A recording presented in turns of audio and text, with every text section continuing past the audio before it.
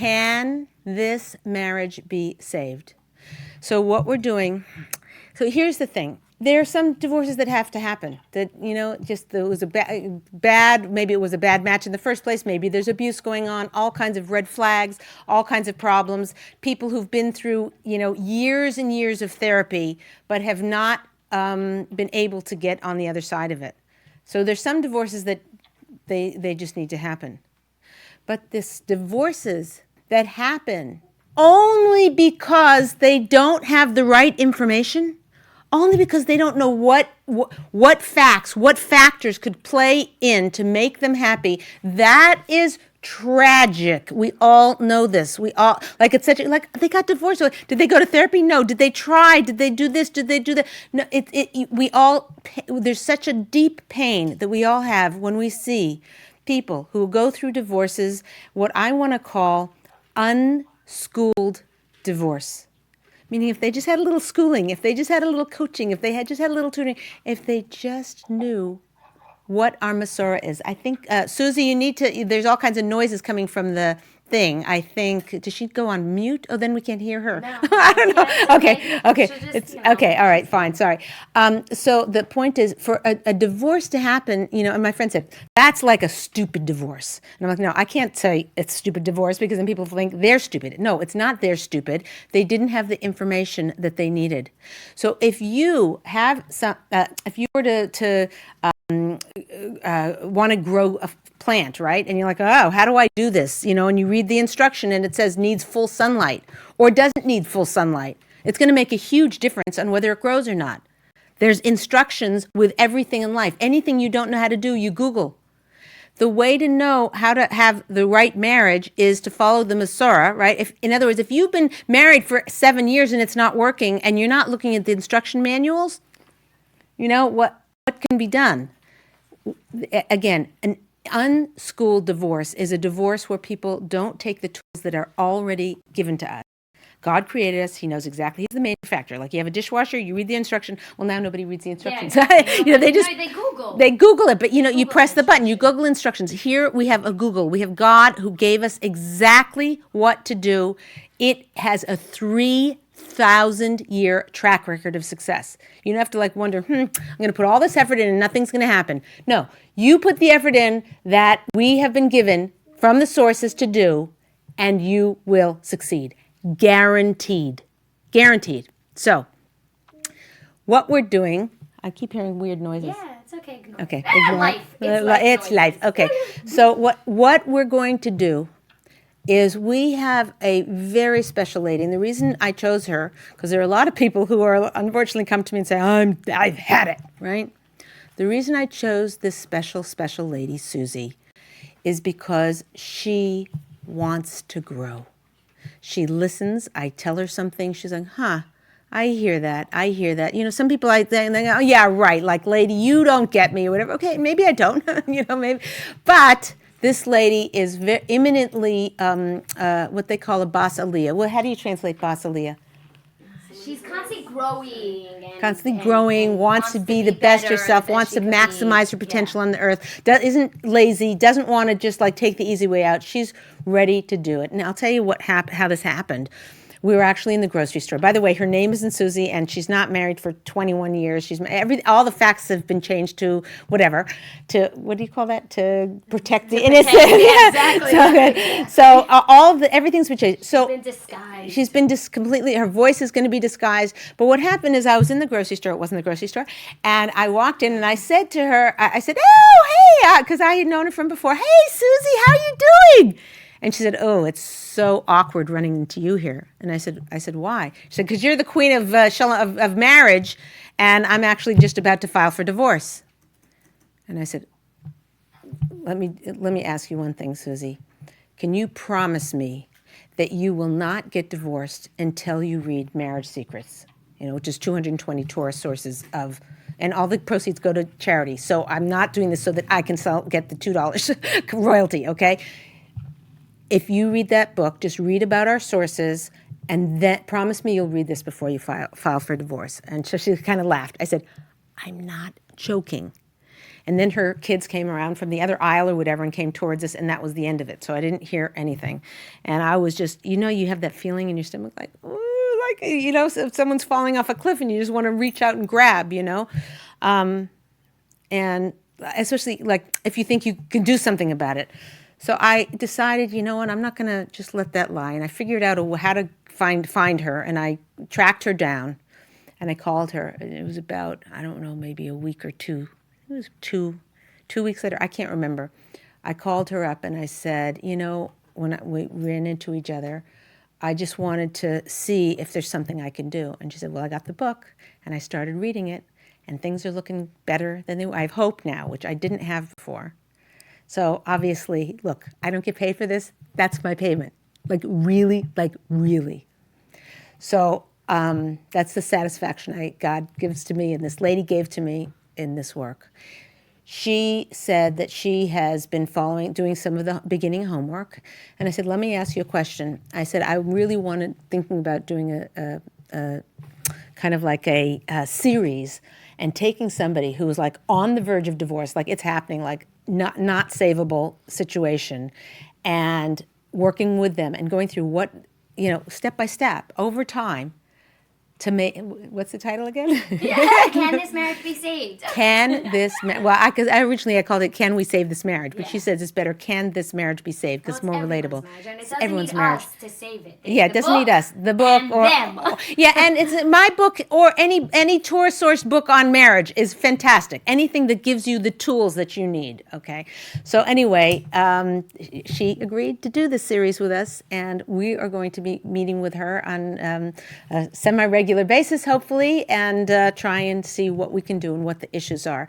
The amazing news, when you go into a car dealership, right, and the salesman's there, right, and everybody's shopping and everything, they have when the buyer comes in, he's like, I don't want, no. But if he says, do you have it in blue?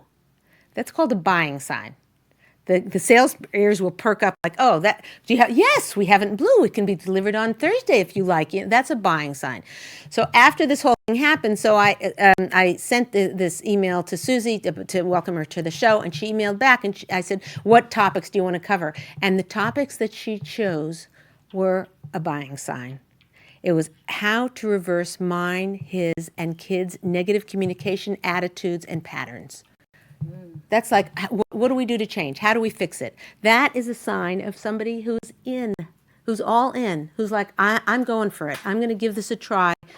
So with that introduction, I would like you to meet Susie, and I would like you to with a great deal of honor and respect for her and what she's going through and the challenges and suffering that she may have suffered a lot in years. And I'd like to start, first of all, welcoming Susie, and maybe, Susie, you can open up by telling us a little bit about some of, maybe standing on one foot, one sentence or two about what the major issues you've seen in your marriage that have caused you to think about divorce, and then we'll get right into the meat of what you want to cover in the session today. Welcome, Susie. Hi, everybody. First of all, I've been married for a long time, and I've been waiting to get divorced for a long time, thinking that was the green grass on the other side of the hill.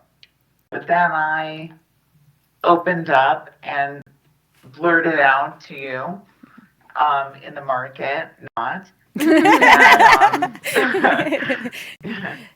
on a roller coaster ride or whatever it was, I said, I'm done. And maybe you saw that as like a last, I was reaching out for help. I guess, so the issues. So my husband's really negative. He's very judgmental and critical of me, not appreciative. And that has affected the way my kids are towards me.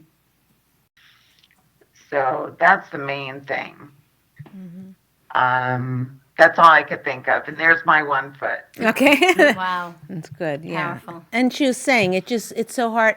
One of the things, Susie, that you had said is that you have a every day, to have somebody sort of not say hello to you when he comes in, and not be happy to see you, and not to appreciate anything you do for him or the meals that you make for him. It's just, you're just done. You just want to give up. Like, really? Yeah, nothing. Yeah. No, thank you, nothing. Yeah.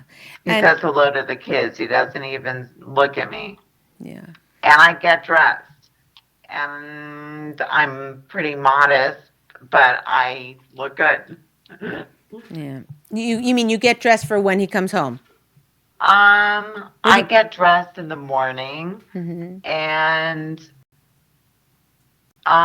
is it for him? It used to be for him, but now it's just for myself to just feel good. Yeah. Yeah. I hear it. I hear it. Okay. So let's start a little bit with, isn't she a hero? Aren't you proud of her? Yeah, I'm sorry. I'm huge, like overcome with huge. emotion of somebody who's like stepping up to the plate after years of being, punched down. It's very inspiring. So what I want to look at is how the patterns develop, because you guys have a lot of bad habits, a lot. I mean, and it's habits of thinking and habits of actions. And I think if we start to take a look at some of the habits, and we look at, okay, what is our Masorah? What does our Masorah give to us? Can nip it in the bud and turn the ship in the other direction. We have got a ship and it's going along and it's going off a cliff. What can we do to make that ship just a little bit, bit by bit over the course of time? It's unbelievable what we're going to be able to accomplish. So let's take a look. The ship's not going into a sinkhole. It's not going in. To the sinkhole. Right, we're Good. keeping it on course. We're going. Path. We're Yes. going to the So, Bahamas. the We're not Bahamas, yeah. going. We're not going so to. Leah, maybe you can answer my question, Okay. because you've spoken to her, and this way you have some Right. pre-information. Was this always like that? Meaning, was he always, when she was dating him, was he a negative person and not appreciative of her and not complimenting her? Or Very good. Well, no, I want you to tell me, because that's right away. Yeah. Yeah. I don't really remember. That's so funny. Okay, fine.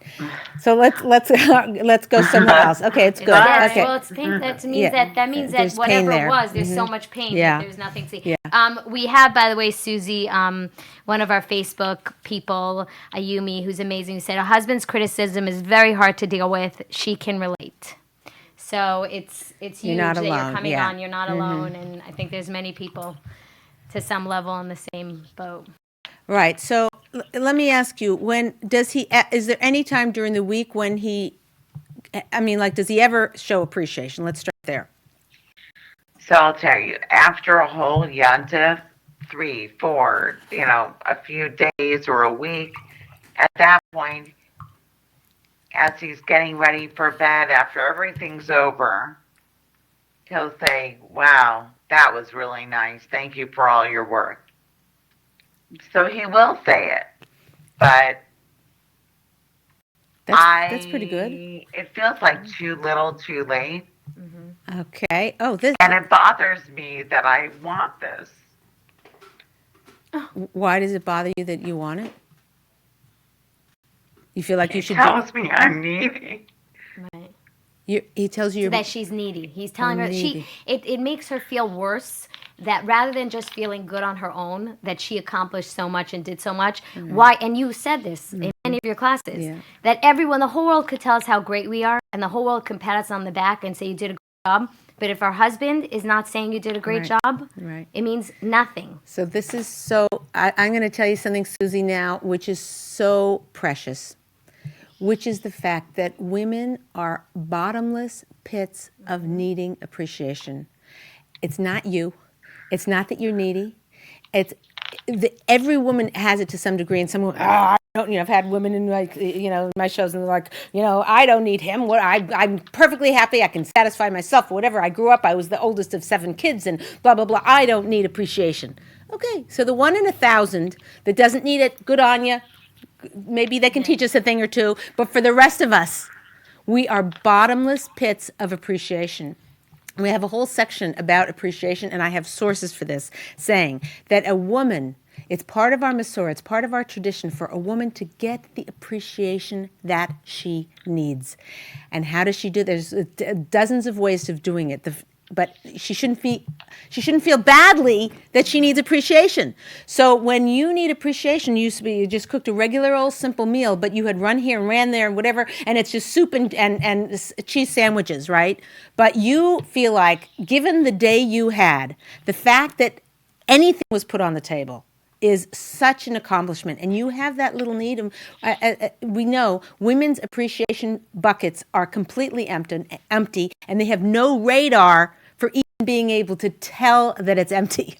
Okay, so they're sitting there snapping at people and feeling in a bad mood, and they don't realize what it is. Oh, my appreciation bucket is empty. I need appreciation. Not only do they not know that it's empty, they don't know how to fill it. So I'm going to tell you right now exactly how to fill it, and that is, you say, "Oh my gosh, just FYI." I had the most exhausting day. I got home at 6:02, and by 6:28, there is these cheese sandwiches on the table. I am so proud of myself. Just say, "You go, Ma," or "You go, wife," or, "You're awesome." All I need you to do is say thank you. Now, your husband could be the type who, fine. You go out to dinner one time or driving in the car somewhere, you say to him, "Listen, I realize over the years that I need more appreciation than I give myself credit for. Here's the beautiful thing, husband. It's not going to cost you a dime. All you need to do," and you don't even have to remember it or think of it or whatever, all you have to do is say yes when I tell you what the compliment is to myself. When I compliment myself, you nod your head. That's it. And women say to me, "Leah, it's not the same. It's not going to feel the same way. That won't do it for me." They say that until they try it. It is remarkable. Now, is it the same as if you walk in the room, you just gussied yourself up, you're going out to a wedding, blah, blah, blah, and you're all pretty, and you walk in the room, and your husband says, "Oh my goodness, you look great." I just heard this thing last night. This girl standing there, she's wearing long sleeves, but her standing in the line at Disneyland, and someone said to her, "You look hot." And she said, "Thanks." And they said, "No, hot. You look hot like schwitzing." And she's like, "Thanks. Thank you very much. Thank you. Anyway, okay, very nice. Anyway, so he walks in the kitchen and he says, "Wow, you look great. You look hot. You look great." That's an A+++ compliment. We get them from our husbands once, twice a year. Maybe if you're lucky, if your husband's been trained by a mother who, whatever, taught him this, maybe you're lucky you get one once a month, once a week, more often than that. For the rest of us, we're getting like 3 or 4 or 5 a year of the A+ compliments. The compliments we say to ourselves and get him to agree with, let's be honest, it's a B. Maybe it's a B-, maybe it's a B+, maybe it's a C+, but it's consistent and it feels good. You get it because your husband is not, and all he has to do, and you need to train him on this, you need to say, "This is something I need." It might feel ridiculous to you, and it might feel like I'm putting words in your mouth, and I have a whole section where we talk about, one is just complimenting yourself. This making this dinner from at 6:28 and having it on the table, this cheese sandwiches, it took a lot. Aren't I wonderful? Yes. That is one way of soliciting it. Another way is we have a thing called the ventriloquist mode, where you sit there and you say, the husband said, "You've been cooking for days for Shabbos meal. You're having all these people. They come and whatever." At the end, he says, "Oh, nice meal." And you're like, Excuse me? Are you joking? Nice meal?" And instead, you up him and you do the ventriloquist, and in your deep ventriloquist voice, you say, "Oh my goodness, that was the most delicious meal I ever ate in my entire life since the day I was born. That was fantastic. Thank you so much. The soup was fantastic. The chicken, oh my goodness, you have to make that every week. Boy, you are the best wife in the world." And your husband will laugh and he'll say, "That's exactly what I meant to say." So you are doing that, okay? Some husbands eat this up. They feel like, "That's all I need to do to make her happy." Like, you're joking? That's awesome. Some men say, don't put words in my mouth or whatever. Talk them into it. Don't feel ashamed to talk them into it and say, this is what I need. It's not because I'm needy. And, hey, guess what? in this day and age, for the last 60 years, we've been told that being needy is bad. We shouldn't be needy. No neediness. It's bad to be needy. You want to be independent, self-controlled, do it all yourself. That's it. Needy is bad. Let me tell you something. From our Masorah, needy is good. Needy is interdependence. Needy is being able to be vulnerable so you can be close. Hello. Needy is, I'm needy. Hello. I'm a powerful lady. You're a powerful lady. Needy is good. Now, there's needy and then there's psychopathic of like, should I go to the bathroom now or should I go later? You know, okay, there's a limit. There's boundaries of whatever. But general neediness that a woman has, God gave her this. It's not because she's weak. It's not because it's because she needs her husband. She needs him, and she needs certain thing. And sometimes you just need to say to your husband, "I just need you to tell me that everything's going to be okay. The car's crashed. The kid just got a flunking grade. That everything's falling apart at the seams." And a woman will need her husband to just say, "Everything's going to be okay.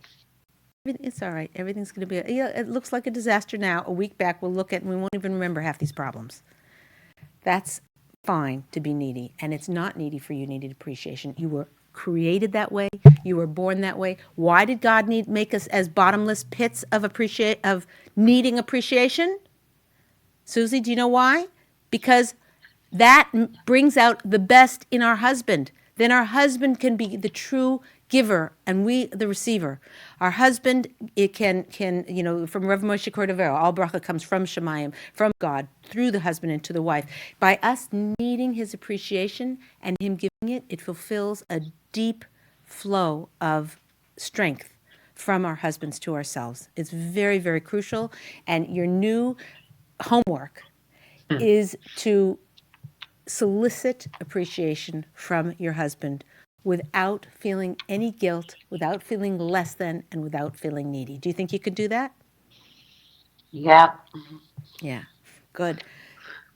The power. I'm not convinced, but I'll try it. What aren't you convinced? Good. I love the I'll try it. I'm not convinced, but I'll try it. Write that on the Hoozy Magoozy lower thirds. That is gorgeous. She said, I'm not convinced, but I'll try it. I'm loving you. Susie, that's awesome. Okay, so what aren't you convinced about it? What's your reservation about it? Because one of the responses you mentioned, he'll start yelling. He'll tell me that he doesn't want me to put words in his mouth. Mm-hmm. He doesn't want to be told what to do. Right. And then he'll go on and on about how needy I am. Right. So maybe, do you have times when you sit and talk about serious emotional issues with each other? No. Because whenever something gets serious, he just gets up and walks away. Have you ever written him a love letter? I've left him lots of little notes. Well, oh, that's but good. But not recently. What kind of notes? Like love notes? Just little love notes. I don't even remember. It was a long time ago. This takes a certain amount of strength, and we're going to God willing, I see a lot of hope here, just so you should know. If you wrote him, I'm not talking about a love note like telling him how wonderful it is. I'm talking about a love note like an explanation note, like, dear husband, I want you to know that we've been through our ups and downs or whatever, and I think we're raising, I don't know how old your kids are, we're raising a wonderful family, and I've been doing a lot of introspection, and I realize that a lot of times you say that I'm needy, and I think you're right. I really think you're right. And rather than me trying to not be needy, which is hard, is there a way that, if I work on myself to be a little bit less needy, would you work on yourself to be a little bit more complimentary to me? And I'll make it so easy for you that I won't even make you have to think of what to say. I will, this is a lesson I learned. You can say, I read a book called Marriage Secrets, or you can say, I spoke with Leah Richheimer personally, or I spoke with an expert in the field. Like, haha. No, I spoke with somebody who knows these things, whatever. And they said that rather than being upset that I'm needy, recognize all women are needy. And in other words, if you can do it, everything I'm thinking of on the top of my head is making him feel wrong, bad and wrong. And I'm trying to work around not make, in other words, if you do it in a way that he's coming to your rescue. I have a whole show called Damsel in Distress, which is when a woman says, "Oh my gosh, there's a spider!" Right? There is a level of Superman. The guy gets out with his cape and his, whatever. The woman's just acting natural. That's how she feels. That's a spider, okay? But a man just feels like, ha, ha, ha, dun, da, da, da. Where's the tissue? Comes with a tissue or the fly swatter, whatever he comes. There's the damsel in distress, and that's really been sort of given a bad mouth. What's it called? Bad rap. A bad rap. It's been given a bad rap over the years. The damsel in distress brings out the husband's saving instinct. So if you can give this over to him, Susie, in a way where he can hear it of he's the strong one coming to save you because, yeah, you're needy. You're needing, and you need him to come along and take care of you. And you do, just like he needs you to take care of him. He's desperate for you to take care of him. Part of taking care of him is letting him be that man. Letting him be your rockness, like our new prop. Okay, this is your rockness. We're going to paint it pink. You think? I don't know, whatever. It's like one of those, I think. Glitter, Hey, wait, glitter you have to say glitter. Oh, wait, it opens. Hold on a second. It opens, and then there. so you can look at hide that. things You can inside. hide like Oh, a good. key or whatever, a love note for your husband, whatever. Anyways, this rockness. A man needs to be the rock in the relationship, and if you can somehow give this over, I haven't given it over very good. I have to think of how and I mean giving it over in a way that doesn't make him feel badly about who he is or how he's done it. Like he keeps calling you needy as a insult, and you have to let him realize that you've done introspection, you realize you're needy, and you got a solution. And the solution is, and there's actually 6 or 7 different ways to. You already have the book, so look under the table of context. Look under appreciation. Is that what it's called in there? How to get yourself appreciated? Yeah. Or getting your needs met, it might be called. I can't remember. Okay. No, something, but it's in there. You should be Yeah, able so to I've see been it, there. 6 strategies. Once I wrote a book, right? And so someone said, "Oh, you wrote a book. What was it on?" And it's like I hadn't read it in about a year, and so I said, and I started whatever. And they said, "You read a book or you wrote a book?" Wrote a book and you can't remember I did write. You're like, no, I wrote multiple books. I wrote so many books. I don't know which remember. one. Right, exactly. Hello. But anyway, okay. So, but tell them. So you look under the appreciation thing. Find out the other tactics. I bet you if you read that chapter, you'll find one like, oh, that could probably work. It could be putting words in his mouth will make him annoyed. And it could be, just directly saying, aren't I wonderful, will get him annoyed, especially with the history that you might have had and the conflicts you've had in this whole area. You might have yelled at him that he doesn't appreciate you enough, whatever it is. There's baggage there. So read through the appreciation chapter and figure out what other techniques. And I also, if you aren't a reader, those of you guys on Instagram and the teleconference, Facebook, everybody who's listening, you can go through the shows. Yeah. There's a We have an show. episode, We have a few episodes on getting yourself appreciated. So learn those other techniques. Maybe you'll find one that will click better with your husband. But I promise you one thing, and this is guaranteed. If you get your appreciation bucket filled more, your joy in life will skyrocket. There's like no limit to the amount of happiness that you can experience when you feel totally gotten. If a woman is appreciated, if you're not appreciated, you're doing a sock and you're like, and you do another sock. If a woman is appreciated for what she does, she can stay up till 3 a.m. making extra kugels and soup and whatever for things. She can run 14 different stores to get the spice her husband likes if she's appreciated. Everything is resented and everything is done with such pain. The children feel it, the husband feels it, and the wife feels it. Anybody listening, the take-home message for today, get your appreciation bucket filled. If that's filled, you'll see a lot of the issues that you're dealing with in your marriage will disappear. Okay, let's go to the next issue, which is the issue of how to reverse mine, his, and kids. We're not going to deal with kids so much, and I'll tell you why. when you have Shalom Bayis, when there's peace in the home, it's reflected all around. And I have women who are working on micromanaging and controlling, a lot of the topics we cover. And when you work on it with your kid, it's very different. If you're trying not to control a kid, how are you going to keep him from chewing with his mouth open? I have a story. Oh my gosh, I feel so bad about myself. Where there was this kid, he was a teenager, who was eating. I'm just worried if they watch the show. Hold on. The teenager's not going to watch the show. Whatever. It was eating something. Whatever, and they were eating and chewing it in a very unpleasant way. Whatever. And what was going on in my mind as I was watching this, I'm like, didn't the parents teach? Didn't how could he be at that age and not, whatever. It was very non-pleasant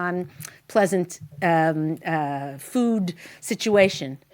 And then this very holy woman who was sitting next to me, a Rebbitzin, was sitting next to me, and she looked over and saw the person like eating the last little vestiges of whatever it was on the plate. And she said, "Would you like me to get you a little more?" Like, I felt so bad about the gap between who I was of judging him and who I could be in terms of serving this kid.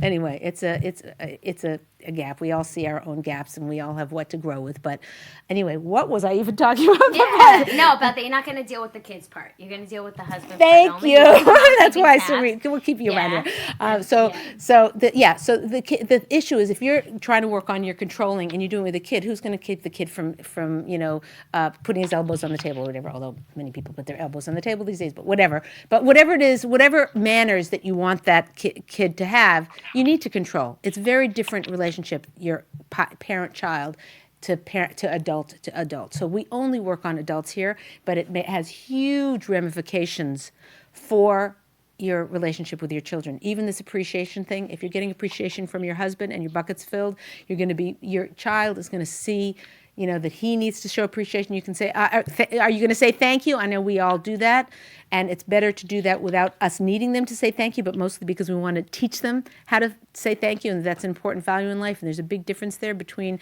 what the appreciation we need from our husband, which we need emotionally, and the appreciation which we need from our kid because we need to teach them. So let's keep that separate. Let's just how to reverse his negative communication attitudes and patterns. Let's start with communication. What are the negative communications, Susie? What do you mean by that? Such as coming to the Shabbos table and saying, "Can I get some silverware?" Okay. Instead of asking, "Oh, I'm sorry," or getting up and getting himself a fork, or getting up and saying, "Oh, I see you didn't have a chance to finish setting the table." Mm-hmm. Whose responsibility is it to set the table? Unspokenly, it's mine. But I would say that if I do that on Shabbos morning when he's at shul, but sometimes I've had issues with kids, or maybe like right now I'm dealing with a knee that's hurting. So maybe I don't have a chance to do it. So you're saying that so it's directed at you. That's what I want to know. Was it directed at you, at the kid? It's directed at, he's making a snide comment like, you don't have your act together, do you? And he'll command me like a waitress, like, "Could I get some silverware?" Mm-hmm. Have you ever talked to him about this?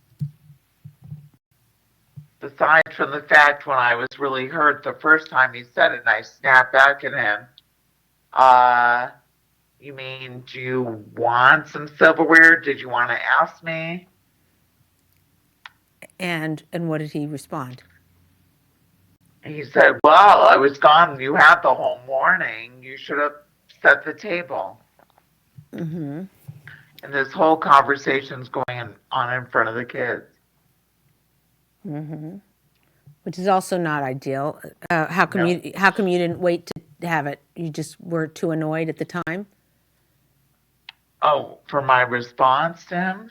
Yeah, I hear that. in terms of the kids, if you can have bump up your self-mastery to just zip your lip at the time. I'm showing, you can't see it because you're not, but we have this duct tape, okay? Because if you say something like that in front of the kids, now you have a little bit of a damage control issue because of the kids not respecting your husband or whatever. So those kind of things happening in front of kids. Anyway, you know that. I don't need to tell it to you, but just think of it as rather than saying I'm not going to shut up. I'm going to let my feelings no. Recognize that there is damage going on there. If you recognize that in the moment, it will give you hopefully a little bit more strength to be able to use the duct tape, but for sure it has to be brought up later. Otherwise, the next time around you won't use the duct tape because you'll have to get it out of your system. So if you don't have a good system for later handling it because the communication is bad and he's not going to listen to you later either, then that's a problem. We'll discuss that in a second. But in the moment, now you've got damage control with the kids, and also now it's a show of face. He'll feel like he needs to save face and justify his poor behavior. It's not likely, given your current relationship, that he would say, "Oh, you're right, how you said it. I'm sorry." And he's not about to say that in front of the kids.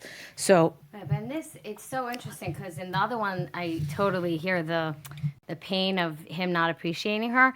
But in this one, not God forbid Susie to point fingers, but I know as a child, when I was growing up, I used to be around a certain family a lot.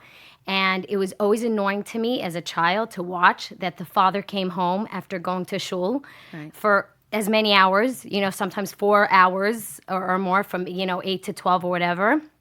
And he would come home and the table wasn't ready. And the mother would be just going to get the last minute things and he'd have to wait and da-da.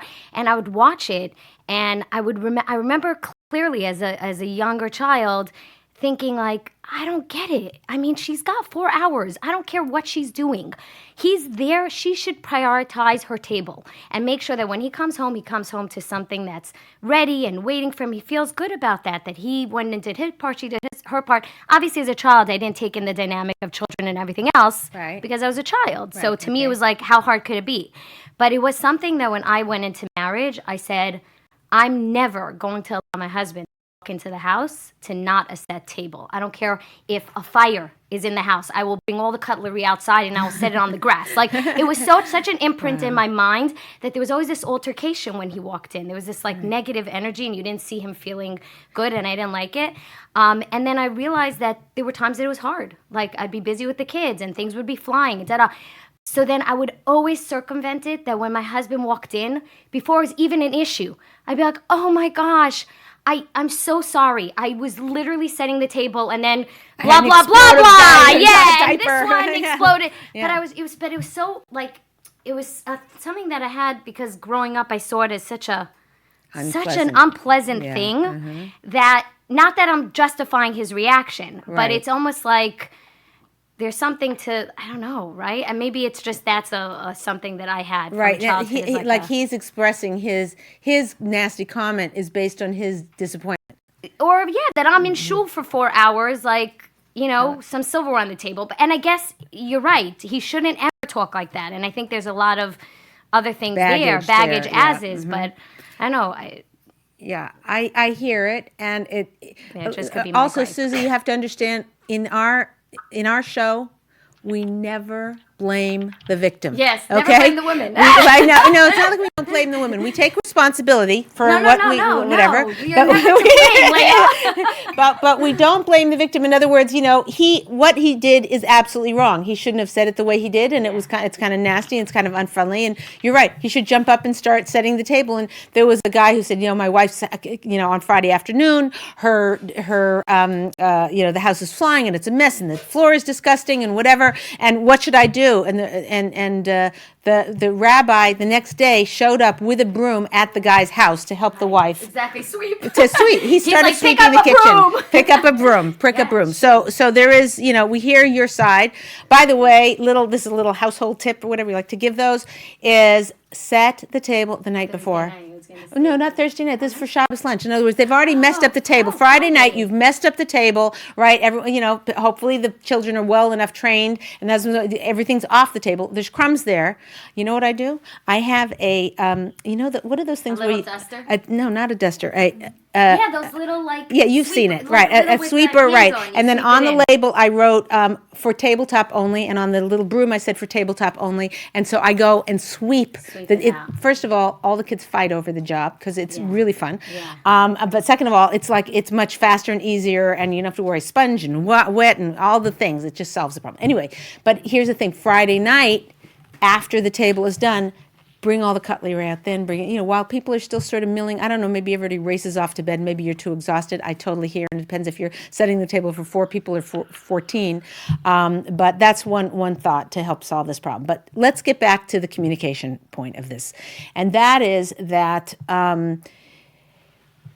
let's say it was something you had zero control over, and he had this comment. So your response at the time is almost irrelevant because it's just going to be defensive.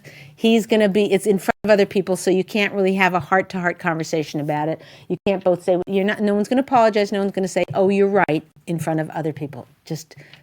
That would be very rare. Never happened. And not expected. That's way too high on the expectation level.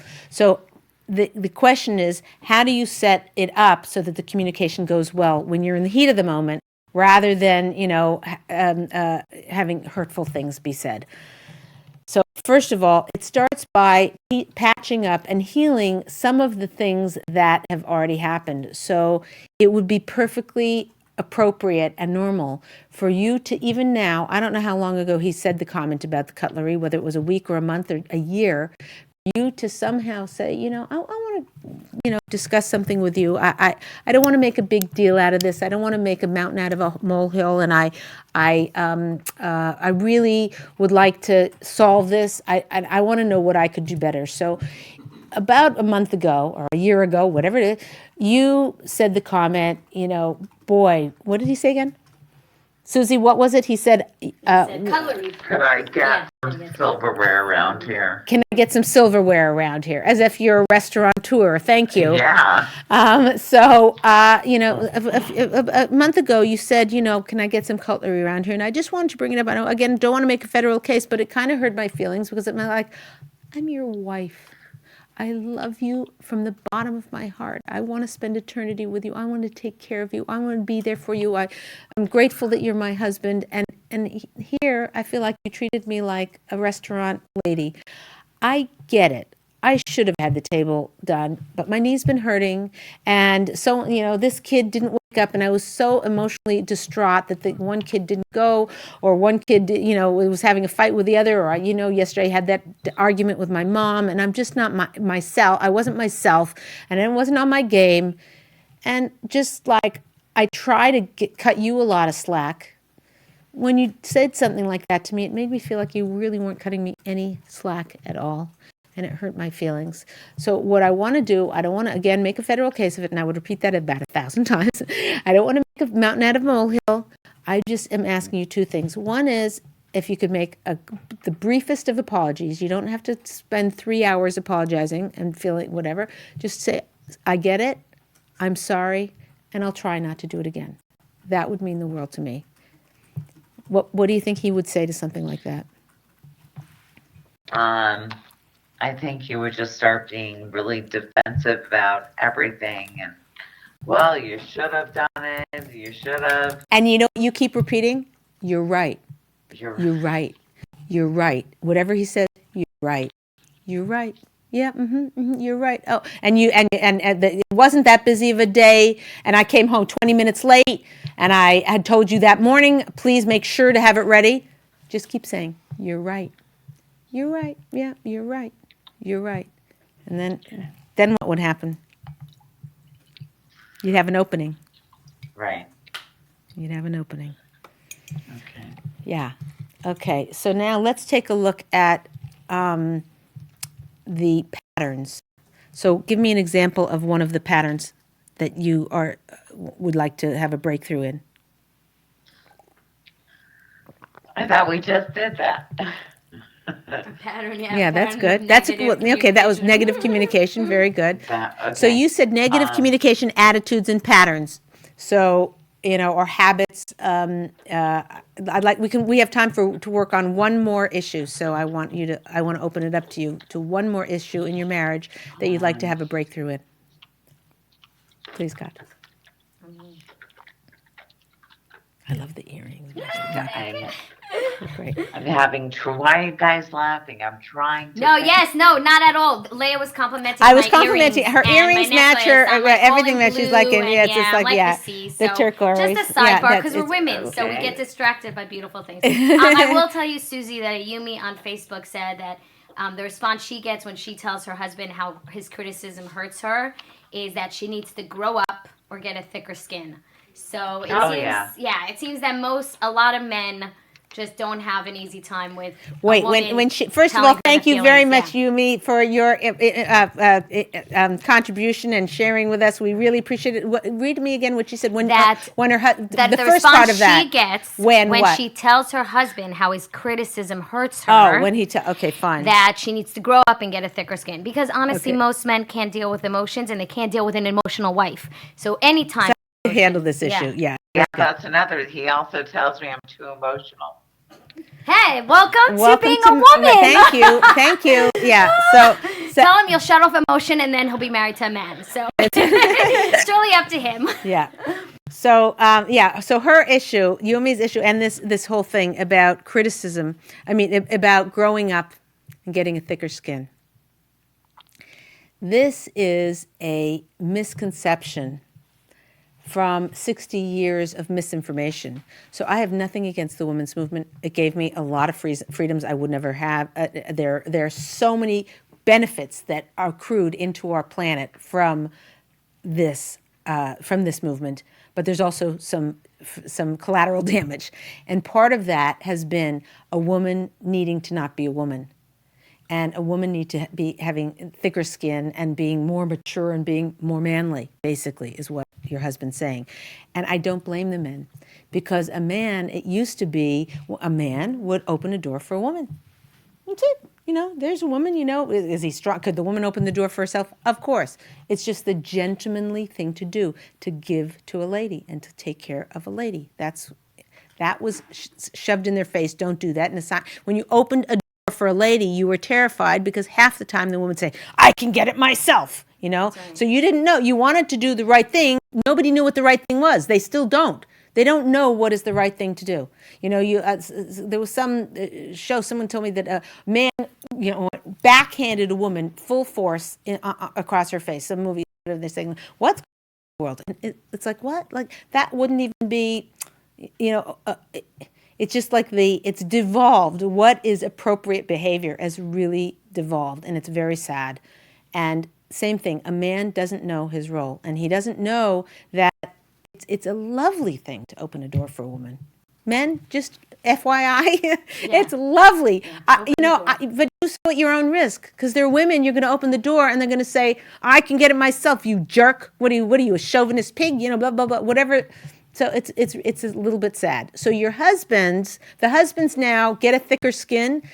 50 years ago, a man would never think get a thicker skin. He'd say, oh, she's a woman. She's emotional. She doesn't have as thick a skin. And I have to learn and grow myself to be the kind of person who talks a little softer, who doesn't, say harsh things to my wife. So when Yumi, her name is, when you are, sitting to your husband and saying, it hurts my feelings, and he answers you and he says, you need to grow a thicker skin, say, I already got the skin I got. It's what God gave me. It's what God gave me. That's who I am. I'm really sorry. I'll try to be less sensitive. I'm working on being a less sensitive person, because let's face it, there's ranges of sensitivity, and people who are super hypersensitive get hurt more often. But they also have something else. It's interesting, because I happen to be one of those people. I'm very sensitive. If one of my kids says something, I'm like, they don't appreciate me, whatever. I'm hypersensitive. But guess what? That gives me the ability to be more sensitive on what other people are feeling. There can be hypersensitive. Someone else is table has something, and I'll turn to my husband, except for the guy yesterday who was eating the weird food, Yeah, which I should have been yeah. sensitive to. And I was exhausted. So, but when being, I'll say to my husband, I'll say, did you notice maybe that person needs a job? I think you ought to call so and so, and he'll say, it's because I'm hypersensitive. So you tell your husband, you're right. I've got thin skin, and I'm hypersensitive, and my hypersensitivity might make life a little bit more difficult for you, a little bit more annoying for you. But guess what? The benefits of my hypersensitivity, you reap all the rewards, because this kid who is finicky about this or whatever, I can pick up his moods and say, you know what? Now's not the time to go to the park. He's just going to get overrun, and I can pick up what his mood is. Your mother who is a little bit overbearing to you and whatever, I can pick it up and give you distance. My hypersensitivity, you are getting so many good things in your life because of my hypersensitivity. A few annoying things I hear, but you're getting way, way, way more than you could ever have imagined in a wife because of my hypersensitivity. So be careful. Don't knock it at this point. So that might be very helpful to him, help him understand that. But further than that, you can also say to him, listen, I get that my emotions are hard for you to hear, or make you defensive, or make you feel like I'm not connecting, or make you feel like I'm being demanding or needy. But I just want you to consider that how I am in this regard is a way for you to grow yourself into somebody who can connect better to me. And I'll try and whatever it is that he's saying, be less sensitive. I'll work on it. I'll try and not fly off the handle. I'll try and be more like, I'll grow in that way for you. But I'd like some acceptance and some understanding of how I am. Saying, I get it. You're saying, I really get it. I get how you are. It's hard for me, but I get it. Would mean a lot to me. So these are all we've been talking about today are all try these at home activities. Every husband is different. Every relationship is different. Every growth pattern, all the history and the baggage that we're carrying is different. So you have to try one thing, try another thing from different angles. And the most important thing, and the bottom line message of this whole show, is number one, to get your appreciation bucket filled. And number two, to understand that there is a level of communication, if you think about it in advance, that your husband can hear. If you snap at your husband, that's why I thought sometimes writing a letter works for a husband. There is a way into each and every husband. They have their own keys, and they don't instructions. It doesn't say here's what you need to do. Okay, you need to figure out. We're smart. We have Bini Yasera. We have women's intuition. We can figure out. There is a way into our husbands, into their heart. If it's done harshly, if it's done nastily, if it's done putting them on defensive, it won't be successful. But if you trial and error until, you notice some movement there. You notice when you told him that, it makes it, it makes you feel, it hurts your feelings, it's such a thing. And he's like, well, you should grow up, and you're like, or you should be more mature. And you say, I hear that, but do you have any pity on me whatsoever? And then he's like, oh, gosh, I don't want to be the type of person someone's seen as not pity. And that opens the key. Try. Gently, softly, think about it ahead of time. There is a way into your husband's heart, and we can all find it. What we're going to do with Susie, and Susie, I'm just beyond grateful and inspired by who you are and what you're doing for both yourself in work on your own marriage, but also giving us the window into your issues so that we can all grow from that. And with God's help, we can save this marriage and many, many other marriages. Amen. God bless you all. What's her homework for this week? Yeah. Or at least for till the next time. Till next time we meet. So the two. Now, first homework is to show get your appreciation bucket filled at least once a week. hopefully we'll work up to once a day, twice a week, and then once a day to get your appreciation bucket filled.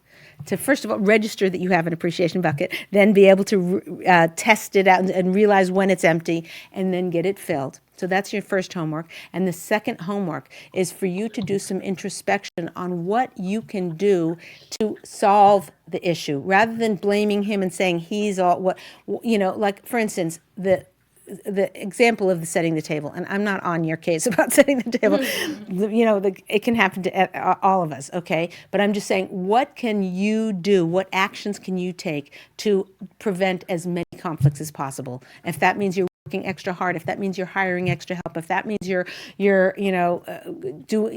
just contemplating and thinking about and taking action of things that can prevent conflict, that's your next piece of homework. Okay, good. So that's what she's going to be working on. That's what we're working on. This lady, Leah Richheimer with the Ladies Talk Show. Thank you so much for joining us, and we'll see you next time. Thank you.